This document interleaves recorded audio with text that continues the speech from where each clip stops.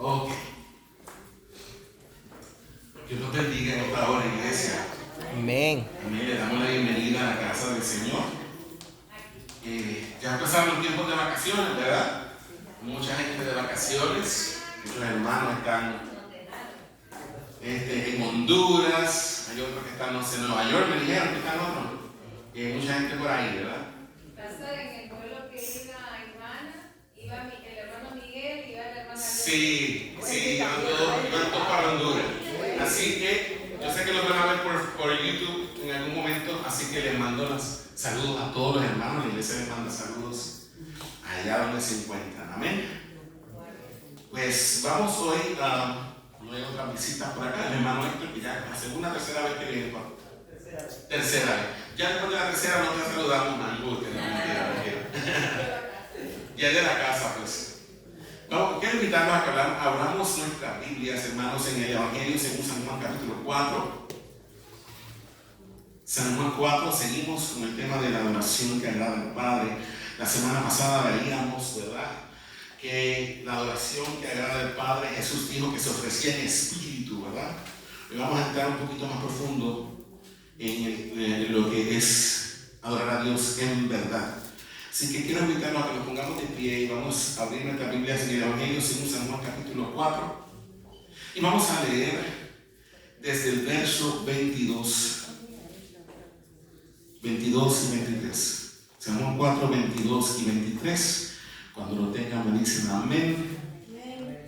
Y leemos esta palabra para que todos lo encuentren. San Juan 4, 22 y 23.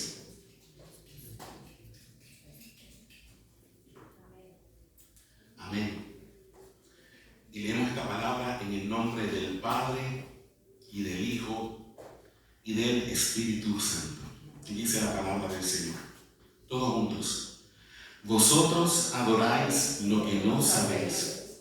Nosotros adoramos lo que sabemos, porque la salvación viene de los judíos.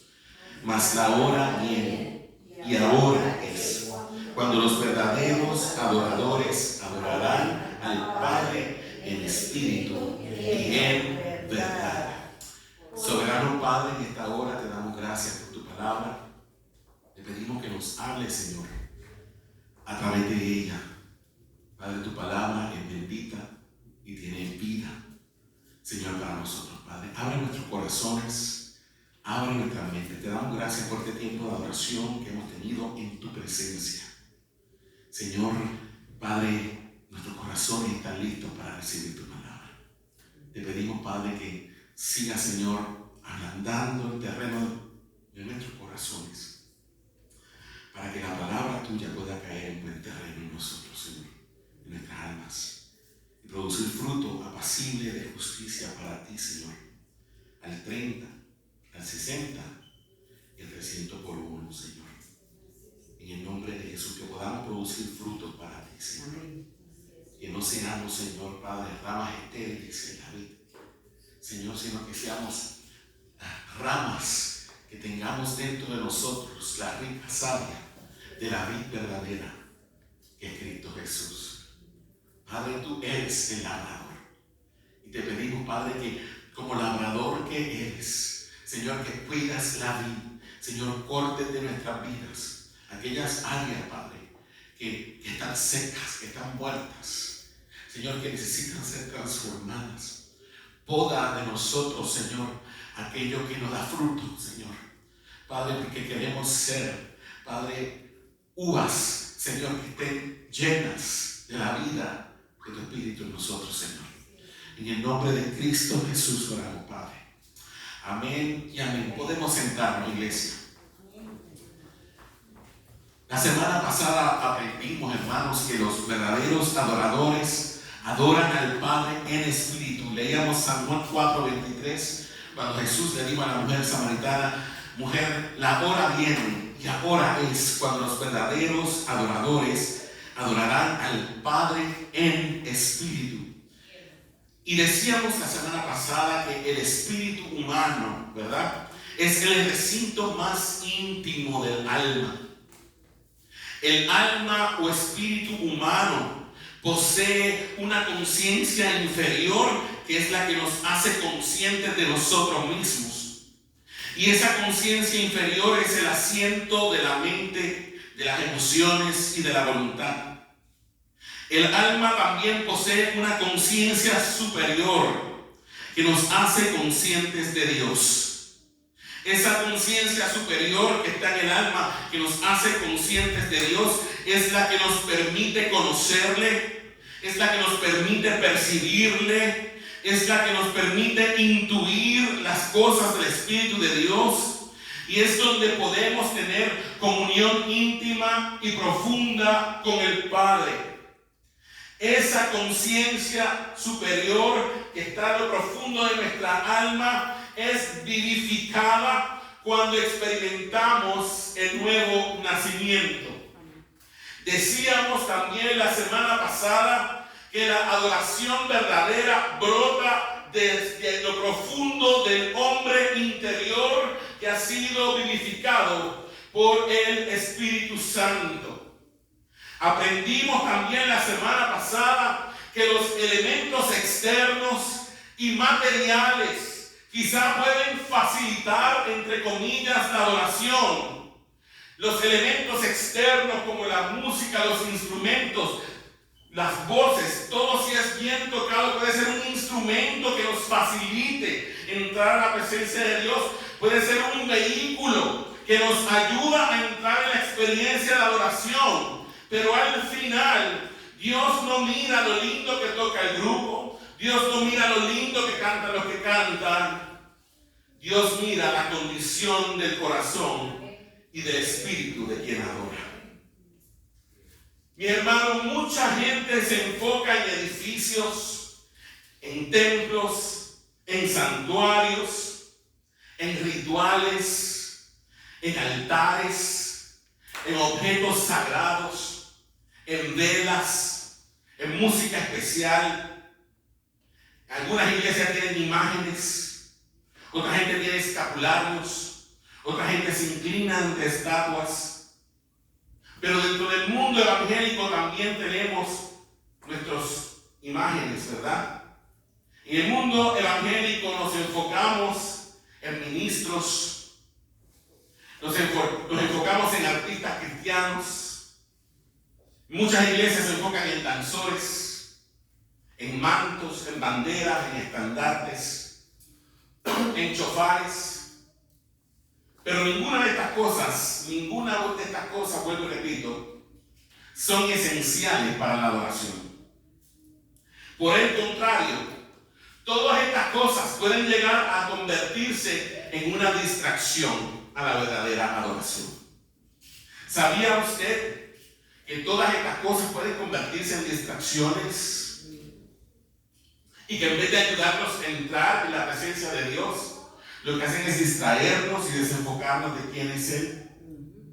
Yo quiero que me acompañen un momento al libro de Números, capítulo 21, versos 8 y 9.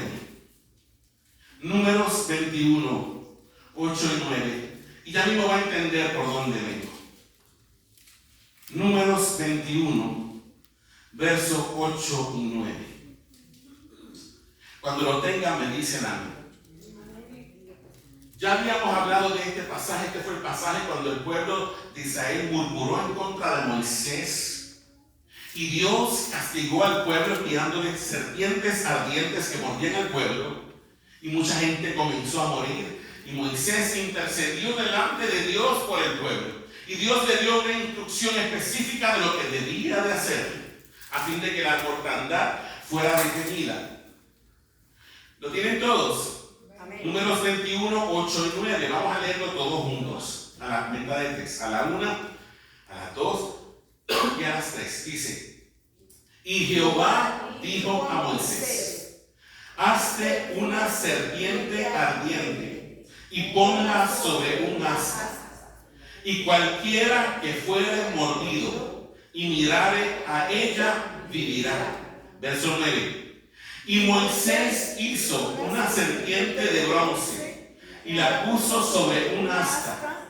Y cuando alguna serpiente mordía a alguno, miraba a la serpiente de bronce y vivía. Amén. Le pregunto a ustedes en esta hora, ¿quién mandó a hacer la serpiente de bronce? Dios. Dios fue el que ordenó construir la serpiente de bronce, ¿verdad? Ahora, ¿por qué Dios mandó a construir esta serpiente de bronce? Para protegerse. ¿Para qué? Proteger. Para que protegiera al pueblo, ¿verdad? Para que todo aquel que fuera mordido por las serpientes venenosas, ¿verdad? Si miraban a aquella serpiente de bronce con fe, ¿qué pasaba con ellos? Con fe. ¿Qué pasaba con ellos? Vivir. Vivía, ¿verdad que sí? No morir. Si miraban a la serpiente de bronce, vivían. ¿Quién construyó esta serpiente de bronce? Dice allí. Jehová. Moisés, ¿verdad? El siervo de Dios construyó la serpiente de bronce. Hasta aquí todo está bien, ¿verdad que sí? ¿Cuántos saben que la serpiente de bronce no era un ídolo? Fue un instrumento que Dios usó, ¿verdad? De manera simbólica para que todo aquel que era mordido por la serpiente de bronce, por la serpiente ardiente, mirara aquella serpiente de bronce que estaba en aquella asta de madera en un lugar alto y fuera sanado. Y aprendimos también que esa serpiente de bronce era un tipo de Cristo en el futuro, ¿verdad que sí? Porque Jesús se lo citó a Nicodemo. Le dijo, porque como Moisés levantó la serpiente en el desierto, así es necesario que el Hijo del Hombre sea levantado para que todo aquel que en él cree no se pierda, mas tenga vida eterna. Ahora, vamos a ver qué pasó algunos siglos después con la serpiente de bronce. Y vamos al libro de Segunda de Reyes, capítulo 18, verso del 1 al 4. Un segundito. Segunda de Reyes, capítulo 18, verso del 1 al 4. Cuando lo tengan me dicen amén. Amén. Segunda de Reyes 18, del 1 al 4. ¿Lo tienen todo? La leemos a la cuenta de 3, a la 1, a las 2 y a las 3. ¿Qué dice? En el tercer año de Oseas, hijo de Ela, rey de Israel, comenzó a reinar Ezequías, hijo de Acaz, rey de Judá. Verso 2. Cuando comenzó a reinar, era de 25 años y reinó en Jerusalén 29 años. El nombre de su madre fue Abi, hija de Zacarías. Verso 3 que dice: hizo lo recto ante los ojos de Jehová, conforme a todas las cosas que había hecho David su padre. Verso 4. Él quitó los lugares altos y quebró las imágenes y cortó los símbolos de acera. E hizo pedazos la serpiente de bronce que había hecho Moisés, porque hasta entonces, ¿qué hacían los hijos de Israel? Le quemaban incienso los hijos de Israel y la llamó Nehushtan, que significa esa cosa de bronce. Eso es lo que significa Nehushtan. ¿Qué pasó con aquel instrumento que en su momento fue usado por Dios para sanar al pueblo de Israel? Se convirtió en un ¿qué? En un ídolo. Y Dios no comparte su gloria con nadie, ¿verdad?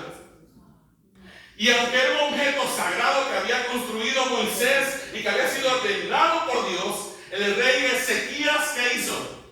Destruyó la serpiente de bronce. No sé si ven por dónde vengo, mi hermano. Pero muchas veces todos los elementos externos que le agregamos a la oración se convierten como esa serpiente de bronce. Entonces, en vez de enfocarnos en el Padre por medio de Cristo, nos enfocamos y le rendimos culto ¿a qué? A las cosas que usamos para rendirle culto a Dios. ¿Me está entendiendo? Y Dios no comparte su gloria con nadie. Dios no comparte su gloria con ningún pastor. Dios no comparte su gloria con ningún ministro de oración. La gloria es de Él única y exclusivamente. Usted está aquí conmigo, iglesia. Vamos a volver a Juan capítulo 4 y vamos a seguir con el verso 23. Samuel 4, 23. Ahora, aprendimos la semana pasada que la adoración al Padre debe ser ofrecida en espíritu, ¿verdad? Pero hoy leímos que también debería ser ofrecida ¿en qué? En espíritu y en verdad. Muy bien. Vamos a Juan 4, 23. ¿Cómo más debe ser ofrecida la adoración a Dios? En espíritu, pero también en verdad. Ahora, ¿qué significa adorar a Dios en verdad? Adorar a Dios en verdad significa, escucha esto por favor, ponle oreja. Adorar a Dios en verdad significa que debemos adorarle en contraposición a los falsos conceptos que se originan en un conocimiento imperfecto. Vuelvo y repito esto porque es importante. Adorar a Dios en verdad significa que debemos adorarle en contraposición a los falsos conceptos que se originan en un conocimiento imperfecto. Ahora no quiero que desconecten esto del pasaje de la samaritana. La mujer samaritana le dijo a Jesús: nuestros padres adoraron en este monte, el monte de Gerizim, y ustedes adoran en Jerusalén. Y Jesús le dijo: mujer, créeme que la hora viene que ni en este monte ni en Jerusalén adoraréis al Padre. ¿Qué Jesús le dijo a ella? Vosotros adoráis, ¿qué cosa? Lo que no sabéis. Lo que no sabéis. ¿Se acuerdan de lo que yo les enseñé de los samaritanos? Ellos no tenían todo el Antiguo Testamento, ellos se quedaron con los primeros 5 libros de Moisés solamente. O sea, el conocimiento que ellos tenían de Dios era un conocimiento que limitado, pequeño. ¿Ok? Y no solamente eso, ellos se mezclaron con otras culturas paganas, hicieron un sancocho, ¿verdad? Hicieron un gombo, hicieron un jambalaya, una paella, y esa era su religión. O sea que era una mezcla de verdad con mentira. ¿Ok? Entonces, la falsa adoración, aprendimos, viene como producto de ¿qué? De un total desconocimiento de la palabra de Dios o de un conocimiento incompleto de la palabra de Dios. ¿Me está entendiendo? Cuando usted va a Sudamérica y se mete a las tribus indígenas que viven en lo profundo de la selva, que nunca en su vida han escuchado ni han leído la escritura, ellos tienen un sistema de adoración, ¿verdad? Un sistema de adoración que es completamente erróneo. Ellos adoran a sus dioses. Cuando los españoles llegaron a América, nuestros indígenas tenían un sistema de adoración. ¿Okay? En Puerto Rico eran los indios taínos. Toda su religión estaba basada alrededor del yunque, que era donde ellos decían que vivía Yuki, que era el dios de ellos. Pero ahora miré a la hermana Aurora y me acordé que ella es de México. Y en México estaban los aztecas, ¿verdad? Y los mayas. Y era una religión salvaje que sacrificaban, le sacaban el corazón a la gente y los tiraban por las escaleras para abajo. Si vieron un apocalipsis, saben de lo que estoy hablando. Entonces tenían un sistema de adoración, pero era una adoración falso. Era una adoración basada en miedo. Era una adoración basada en terror a una deidad y ellos buscaban siempre aplacar esa deidad. O sea, hay dentro del ser humano, no importa donde esté, hay un deseo, una necesidad de adorar a algo, porque antes de ser homo sapiens somos homo religios. Antes de ser seres humanos pensantes somos religiosos. No importa donde usted vaya, siempre la gente va a adorar algo. Ahora hay una religión verdadera y una religión falsa. Jesús le dijo a la samaritana: ustedes adoran lo que no saben. Nosotros adoramos lo que sabemos, porque la salvación viene de los judíos. Y dije que adorar a Dios en verdad significa que debemos adorarle en contraposición a los falsos conceptos que se originan en un conocimiento imperfecto. Hermano, donde no está la Biblia, donde la Biblia no es el centro de la iglesia, se va a meter cuanta sabandija de doctrina usted se puede imaginar. ¿Qué pasó con la iglesia de la Edad Media? Donde la palabra de Dios fue quitada del pueblo. Solamente los sacerdotes y los obispos y la gente de las altas jerarquías de la iglesia tenían acceso a la Biblia, pero tampoco se le enseñaban al pueblo. Empezaron a llenar la iglesia con tradiciones y costumbres paganas. De ahí viene el culto a las imágenes, el culto a María. Todas estas cosas vienen de allí. Del paganismo cambiaron a la diosa Diana de los Efesios por María, la madre de Jesús, y le rindieron culto. Es la misma Osiris, es la misma Isis, pero la misma Isis de los egipcios. Si usted va a museos allá en Europa y ve, por ejemplo, la colección de Egipto, que va a encontrar imágenes de la diosa Isis con un bebé al hombro. ¿Le es familiar eso? ¿La imagen de la madre con el bebé? Claro que sí.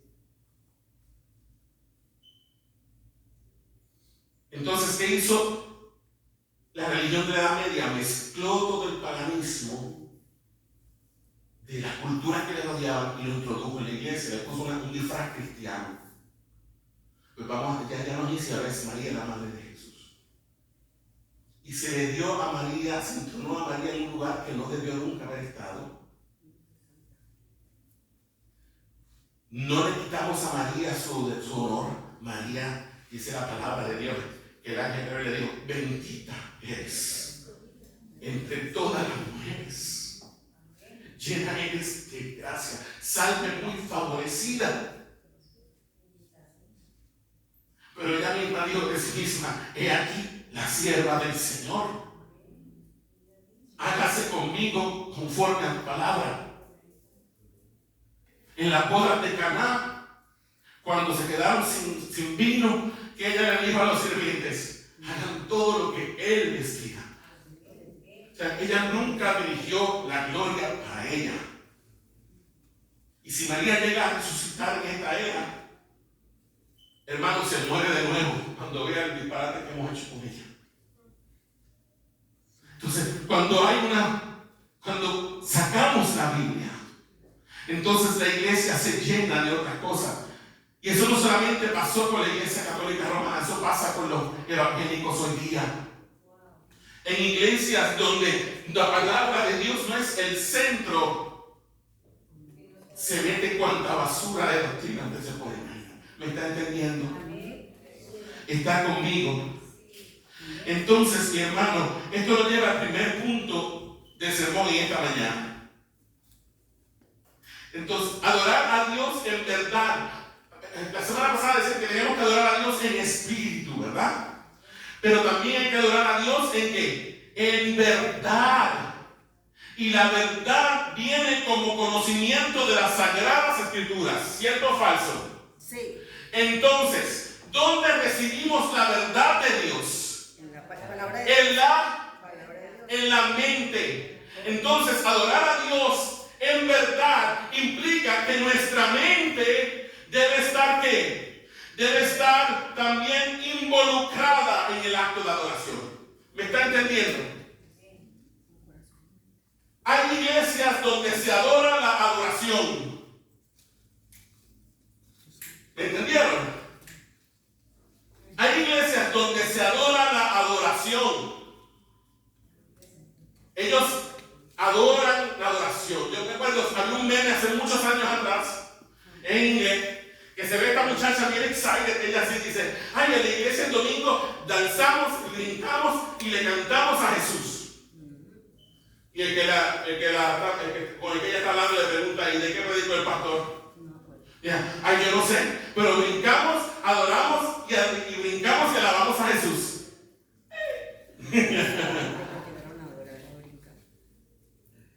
Entonces, por eso Jesús decía que debemos adorar en espíritu y en verdad.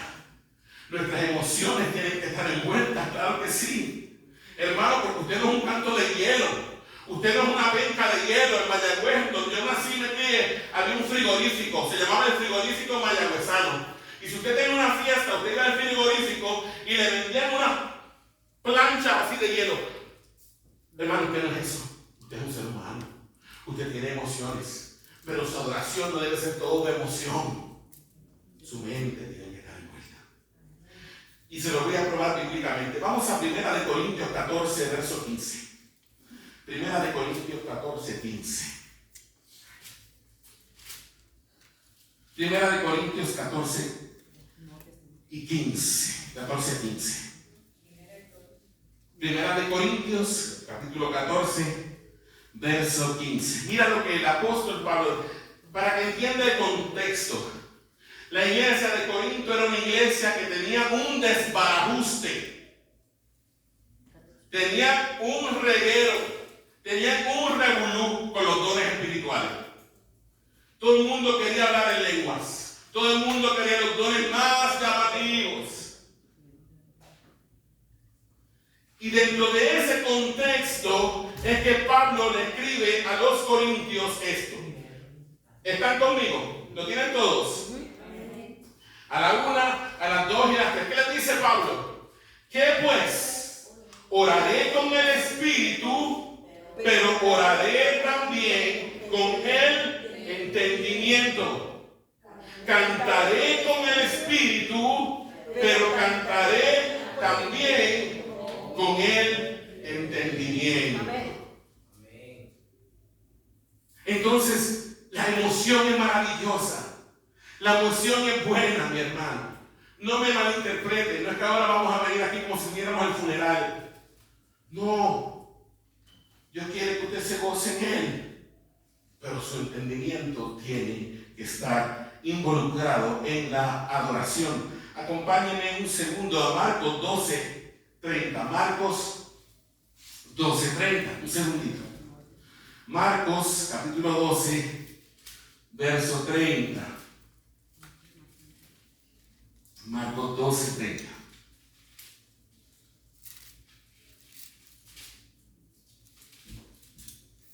Marcos 12:30. Vamos a leer desde el 29. No. Vamos a leer desde el 28 para que tengamos todo el contexto. ¿Ok? ¿Están conmigo? A la 1, a las 2 y a las 3. ¿Qué dice? Acercándose uno de los escribas que los había oído disputar y sabía que les había respondido bien, le preguntó: ¿cuál es el primer mandamiento de todos? Verso 29. Jesús le respondió: el primer mandamiento de todos es: oye, Israel, el Señor nuestro Dios, el Señor uno es. Pero aquí viene el versículo que quiero que lleguemos, el 30, que dice: y amarás al Señor tu Dios. Volvemos a leerlo todo junto. ¿Qué dice? A la 1, a la 3 y a 3. Y amarás al Señor tu Dios. ¿Con qué? Con todo tu corazón y con toda tu alma. ¿Y qué más? Y con toda tu mente y con todas tus fuerzas. El principal mandamiento. Entonces, si adoramos a Dios en el Espíritu, si nos gozamos, si sentimos, si nos emocionamos, pero la mente tiene que estar allí. ¿Están conmigo hasta aquí, iglesia? Ahora, ¿qué es la verdad, mi hermano? Verdad es lo opuesto a lo falso. Vuelvo y repito, verdad es lo opuesto a lo falso. Es aquello que es real. Escúchame, aquello que es real en contraste con lo que es aparente. Vuelvo y repito, la verdad es aquello que es real en contraste con lo que es aparente. Entonces es realidad versus apariencia. Adorar a Dios en verdad significa que debemos adorarle en la realidad versus la apariencia. Y el diccionario no es el de la Real Academia Española, no recuerdo cuál fue. Pero la palabra realidad se define, y escucha esto, realidad. Escucha esto. ¿Qué es realidad? Es cosa que existe en el mundo real. Realidad es una cosa que existe en el mundo real. Y adoramos a Dios en verdad, con la realidad, ¿verdad? En cambio, ¿qué es apariencia? Apariencia, escucha, apariencia es característica que parece tener una persona o cosa, pero que en realidad no tiene. Característica que parece tener una persona o cosa, pero que en realidad no la tiene. Él aparenta tener dinero, pero no lo tiene. Él aparenta ser sincero, pero no lo es. Él aparenta estar adorando a Dios, pero no lo está. ¿Me está entendiendo? La verdad, seguimos aquí. ¿Están conmigo? ¿O ya se me perdieron? ¿Están acá? Ok, escucha esto, iglesia, por favor. La verdad es un atributo esencial de Dios. Repito esto. La verdad es un atributo esencial de Dios. ¿Qué significa que es un atributo? ¿Qué es un atributo? ¿Qué son los atributos? Las cualidades, ¿verdad? Es una cualidad esencial. ¿Qué significa que es esencial? Que es parte de su propia esencia. Y la verdad es una cualidad que es parte de la propia esencia de Dios. O sea, es una cualidad intrínseca de Él.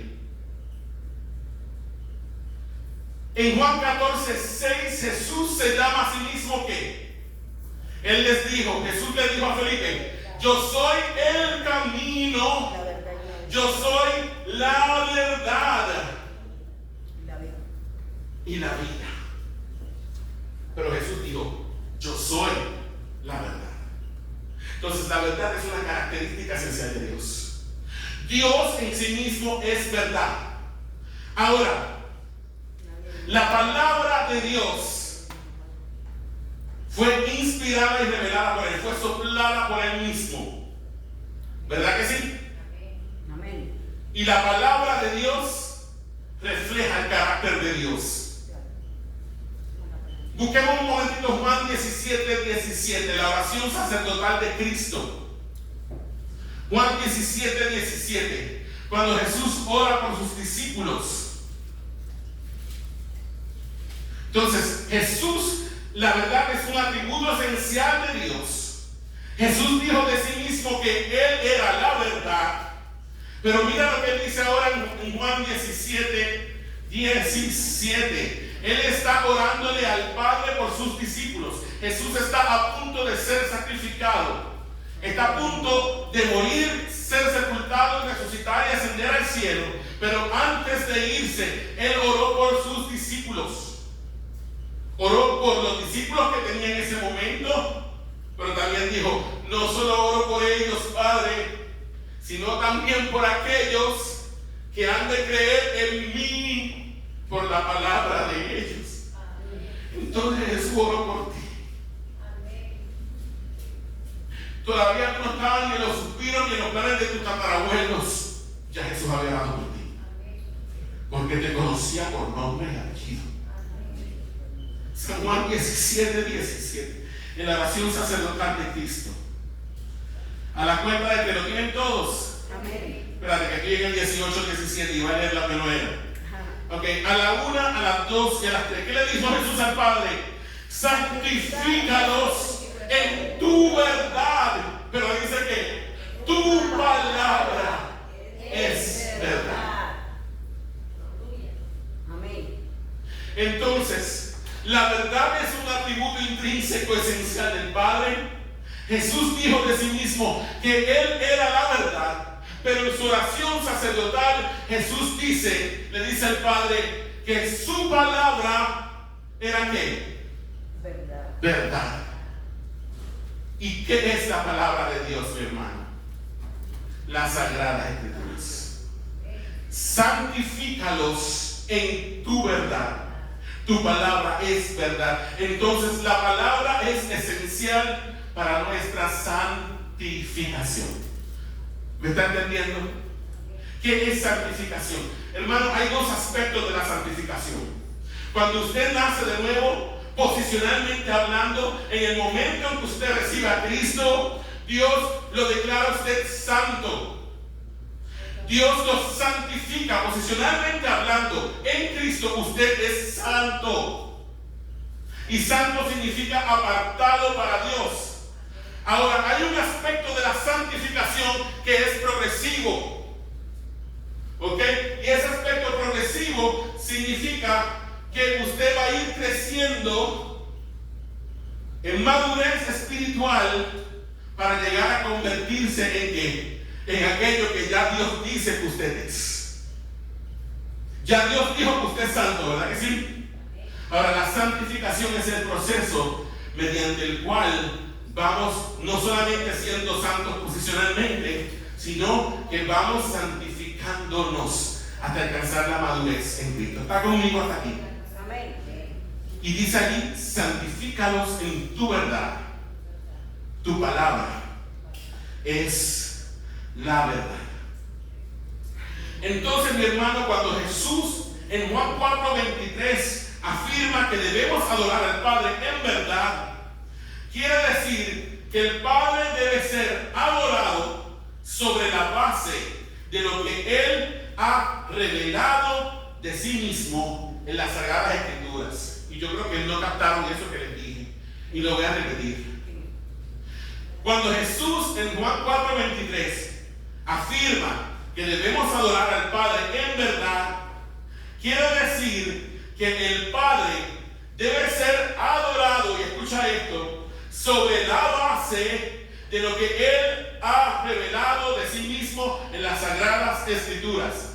El Padre debe ser adorado, no en base a lo que tú sientes, no en base a lo que tú crees que es Dios, no en base a tus conceptos de lo que tú piensas que es Dios, sino en base a lo que el Padre ha revelado de sí mismo en las Sagradas Escrituras.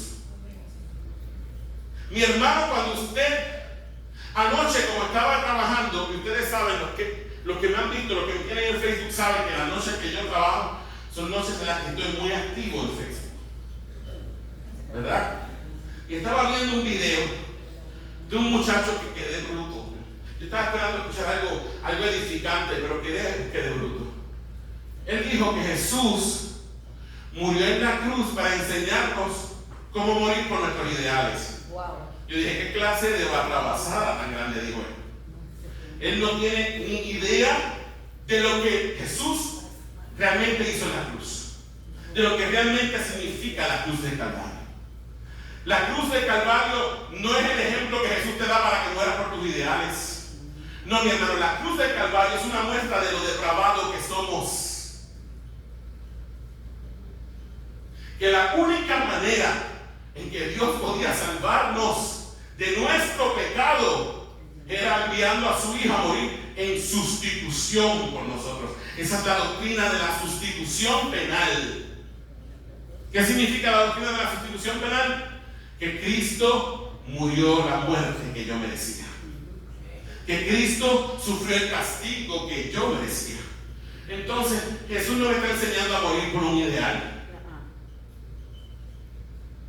Jesús murió la muerte que a mí me correspondía. Entonces, yo me quedé meditando, dije, esa no es la idea de ese muchacho solo. Hay mucha gente que cree eso. Pero ¿en base a qué está basado ese concepto? En base a una idea errónea. Una idea errónea basada en su propio sentimiento. Pero no es la verdad de Dios. Entonces, cuando usted adora a Dios, entre comillas, en base a sus propios conceptos o ideas de Dios, el Dios que usted está adorando no es el Dios de la Biblia. Usted está adorando un ídolo. Un Dios que usted mismo se creó a su imagen y semejanza. Cuando la gente dice, ay, es que Dios no puede condenar ni enviar a nadie al infierno. Que Dios, perdóname. En base a que tú dices, no, porque Dios es amor. Sí, Dios es amor. Te está tomando una parte de la verdad, pero la otra parte, Dios es amor, pero el fuego consumidor. Amén. No, Dios es amor, pero te olvidas que Dios también es santo. Y que su santidad le exige castigar el pecado, porque es justo. Entonces, cuando tu Dios es solamente amor y nada de justicia, entonces tu Dios es un ídolo. Porque es un Dios que tú estás fabricando a tu propia imagen para calmar tu conciencia los domingos. Convenientemente. Exactamente, convenientemente. ¿Estás conmigo hasta aquí?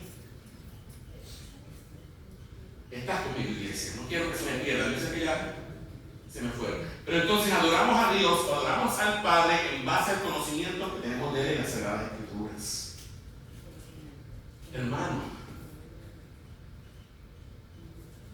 lo primero que nos enseña la Biblia de Dios es que Él es el creador. Lo primerito que enseña. La Biblia abre con esta frase: en el principio creó Dios los cielos y la tierra. Y si Dios es el creador, eso implica que Dios es el dueño.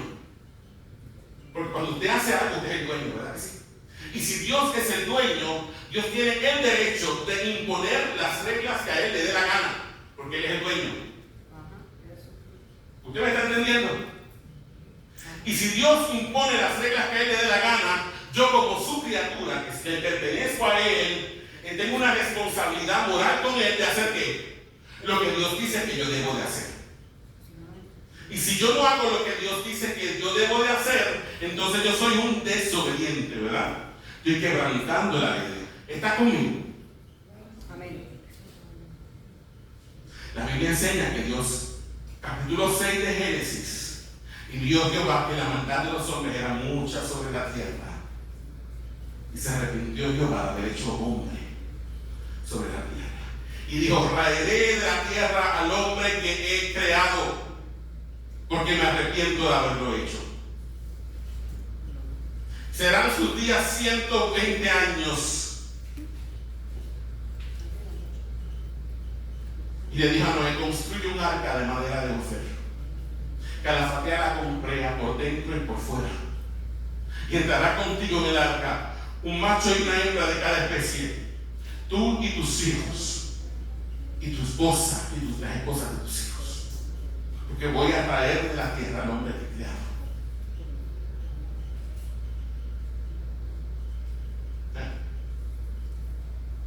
Un Dios justo, un Dios que castiga el pecado. Todo eso está en la Biblia. ¿Cómo usted conoce eso, mi hermano? Por la Biblia. Usted no puede crearse y fabricarse un ídolo de lo que usted quiere que sea Dios. Juan 1:18. Juan 1:18, iglesia.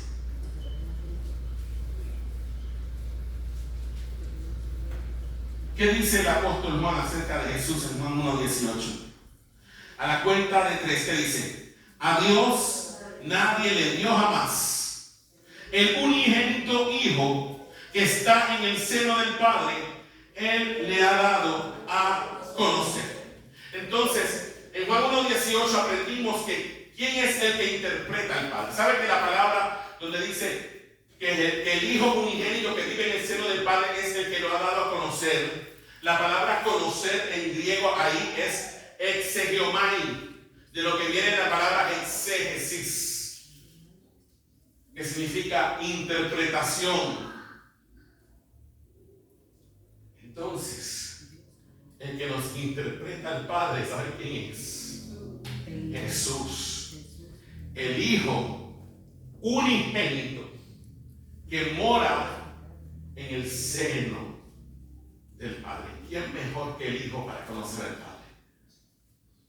Jesús ha vivido con el Padre desde la eternidad pasada. ¿Quién conoce mejor al Padre que el Hijo? Cuando dice que el Hijo estaba ¿dónde? En el seno del Padre. ¿Qué es el seno? En el corazón, en el pecho del Padre. Entonces, si hay alguien calificado para interpretarnos al Padre, ¿quién es? Jesús. ¿Estás conmigo, iglesia? Y esto nos llega al segundo punto del sermón de hoy. Cristo nos revela e interpreta al Padre. Cristo nos revela e interpreta al Padre. Hermanos, es imposible conocer al Padre si no conocemos al Hijo. Y si no conocemos a Cristo, es imposible ofrecer una verdadera adoración al Padre. No sé si me están entendiendo. Sí. Es imposible conocer al Padre si no conocemos a Cristo. Pero si no conocemos a Cristo, es imposible ofrecer una verdadera adoración al Padre. O sea, eso está interconectado. Tiene que ser así. Hay dos clases de adoradores, recuerden, los falsos y los verdaderos. Los falsos no quieren al Hijo. Los verdaderos quieren al Hijo. Ahora, es imposible conocer a Cristo si no conocemos las Sagradas Escrituras. ¿Me está captando? Amén. Usted no puede conocer al Padre sino por medio de Cristo. Y si usted no tiene a Cristo, no puede ofrecer una verdadera adoración al Padre. Pero si usted no conoce las Escrituras, usted no puede llegar a conocer a Cristo. Las Escrituras son la verdad revelada de Dios. Vuelvo y repito, las Escrituras son la verdad revelada de Dios. La Biblia nos enseña quién es Él. La Biblia nos enseña quién es Dios. Nos enseña sus perfecciones. Nos enseña sus atributos. La Biblia también nos enseña, mi hermano, no solamente nos enseña quién es Dios, sus atributos y perfecciones, sino que la Biblia también nos enseña cuál es la voluntad de Dios para nosotros. La Biblia me enseña quién es Dios, pero también me enseña cuál es la voluntad de Dios. ¿Usted me está entendiendo? Amén. La voluntad de Dios. La voluntad general. Hay una voluntad general de Dios para todos los hombres, pero también hay una voluntad particular de Dios para ti y para mí. Y no podemos conocerla si no conocemos las Sagradas Escrituras. La palabra revelación significa descubrir algo que está oculto. La revelación de Dios se encuentra en las Sagradas Escrituras, en la Biblia. La Biblia es nuestra única norma de fe. Y cuando digo fe me refiero a creencia. La Biblia es nuestra única norma de fe. En otras palabras, mi hermano, la Biblia determina qué debemos creer sobre Dios. ¿Me captó? La Biblia es la que determina lo que yo debo creer sobre Dios.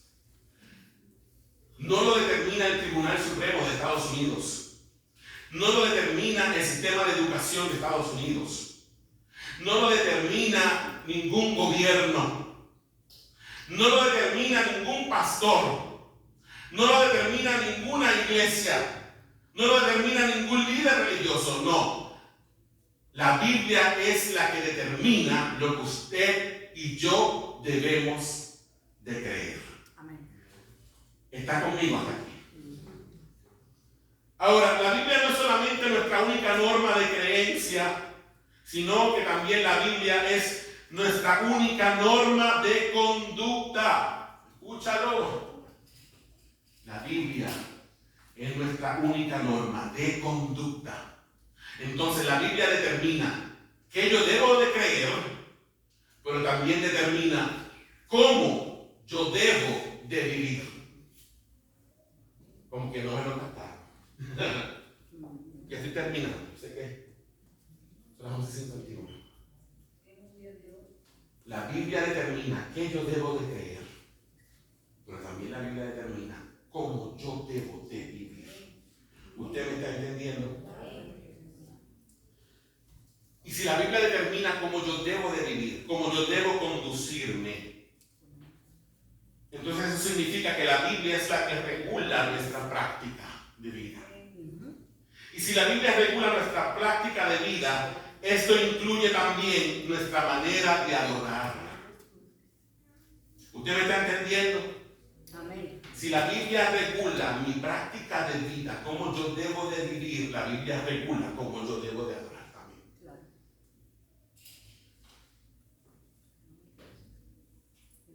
Entonces, mi hermano, para agradar a Dios en la adoración, debemos conocer las Escrituras. Para conocer las Escrituras, debemos leerlas, debemos escudriñarlas, debemos estudiarlas, debemos escucharlas, debemos atesorarlas, debemos guardarla en nuestro corazón, debemos guardarla en nuestra mente. Y no solamente eso, debemos ponerla en práctica.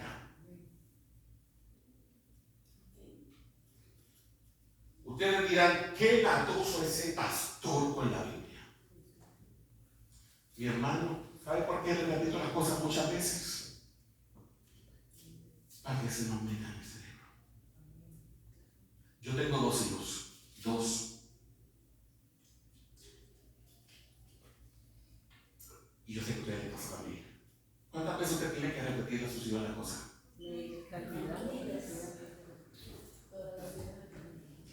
Albertina dice toda la vida. ¿Y qué edad tienen tus hijos, Albertina? Tan viejos y todavía tienen que repetírsela. Le dije a mi hijo, cuando mi hijo comenzó a manejar, le dije, papi, no te metas en la gasolinera de noche. No te metas de noche en la gasolinera. Porque asaltan. Toda la bendita noche se lo digo cuando se va a trabajar. El martes salió del trabajo y se metió en la gasolinera. ¿Qué le costó? Que le vaciaron las 2 cuentitas del banco. Cuando se estaciona, se le para un hombre en bicicleta al lado con un arma y le dije, necesito dinero, soy un ambulante. Y le dijo, no tengo nada, y cometí el error de que le enseñé la cartera. ¿Y esas tarjetas que tienen ahí? Vamos a la ATM. ¿Usted me está entendiendo? ¿Cuántas veces se le dijo? Entonces, mi hermano, nosotros somos igual que nuestros hijos. ¿Qué Dios le dijo a Moisés? Gracias a Dios, hermano. Dice, en Josué 1:8. Vamos un momentito allí. Ya estoy terminando, pero quiero que leamos esto. Josué 1:8.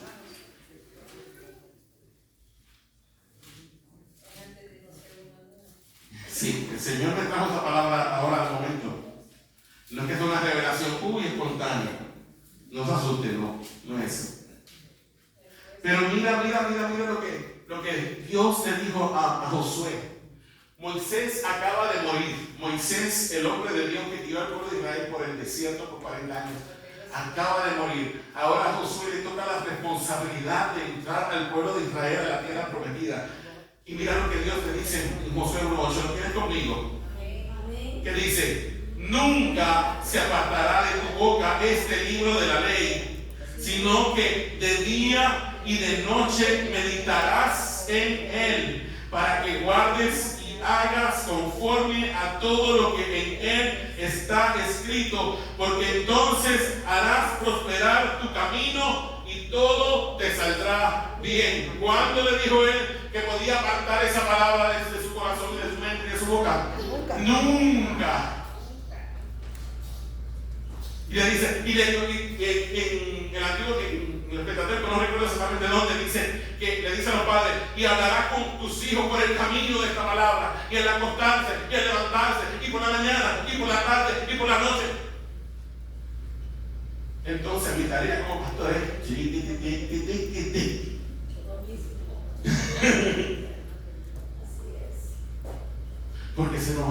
sometida.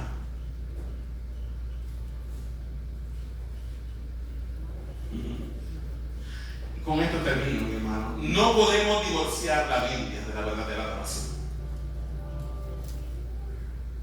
No podemos divorciar la Biblia de la verdadera adoración. Pero tampoco podemos desconectar la mente y dejarnos llevar por la emoción. No, no podemos. No puedes desconectar tu mente, no. Tu mente tiene que estar involucrada. Que tus emociones sean sujetas a tu mente. Y no al revés, no que tus emociones sean las que controlen tu mente, no, no. Que tu mente sometida a la Escritura sea la que arrastre tus emociones a adorar a Dios. Nuestra mente sometida a la Escritura. El apóstol Pablo decía, y llevando cautivo todo pensamiento a la obediencia. ¿Sabe cómo llevamos nuestros pensamientos cautivos a la obediencia a Cristo? Llevándolos cautivos a las Escrituras.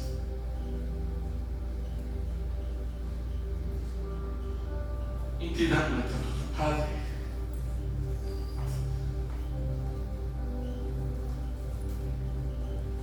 Perdónanos por haber levantado altares y por haber formado dioses conforme a nuestra imagen y semejanza, conforme a nuestro gusto. Perdónanos, Señor, por haber sido idólatras. Queremos, Señor, ser verdaderos adoradores, como le dijiste a la samaritana. Mas la hora viene cuando los verdaderos adoradores adorarán al Padre en espíritu y en verdad. Que podamos, como el apóstol Pablo, decir: oraré con el espíritu, pero oraré también con el entendimiento. Cantaré con el espíritu, pero cantaré también con el entendimiento. Que podamos, Señor, como le dijiste a aquel escriba, y el primer mandamiento de todos es este: amarás al Señor tu Dios con todo tu corazón, con toda tu alma, con toda tu mente y con todas tus fuerzas. Gracias, Padre, porque tú nos amas. Nos hablas porque nos amas. En el nombre de Jesús, Señor, te damos toda gloria, toda honra a ti, Padre. Amén y amén. Hoy vamos a tener la escuela de servidores aquí. ¿Ok? Porque salí del trabajo, ya no tengo mucha voz. Y necesito poder comunicarme bien con ustedes. Amén. Así que, hermanos, si usted tiene que salir de la casa del Señor, vamos a ponernos de pie, vamos a orar por los hermanos que tengan que salir. Pero los que quieran quedarse para la escuela de servidores, aquí está. ¿Ok? Oramos. Vamos a levantar nuestra mano al cielo. Padre Santo, te damos gracias, Padre, por este tiempo que hemos estado en tu casa para adorarte, para bendecirte, y sentarnos a tu mesa a degustar el pan de la palabra. Gracias porque tu palabra es pan de vida, porque tu palabra sacia el hambre de nuestros corazones. Señor, hay hermanos que ahora tienen que salir a sus hogares, Padre, de diferentes razones. Te pido, Padre, que les bendigas, que guardes su entrada, que guardes su salida. Como dice el Salmo 121, alzaré mis ojos a los montes, ¿de dónde vendrá mi socorro? Mi socorro viene de Jehová, que hizo los cielos y la tierra. No dará tu pie al desmaladero, ni se dormirá el que te guarda. Y aquí no se adormecerá ni dormirá el que guarda a Israel. Jehová es tu guardador, Jehová es tu sombra a tu mano derecha. El sol no te fatigará de día, ni la luna de noche. Jehová te guardará de todo mal. Él guardará tu alma. Jehová guardará tu salida y tu entrada desde ahora y para siempre. Que el Señor te bendiga y te guarde.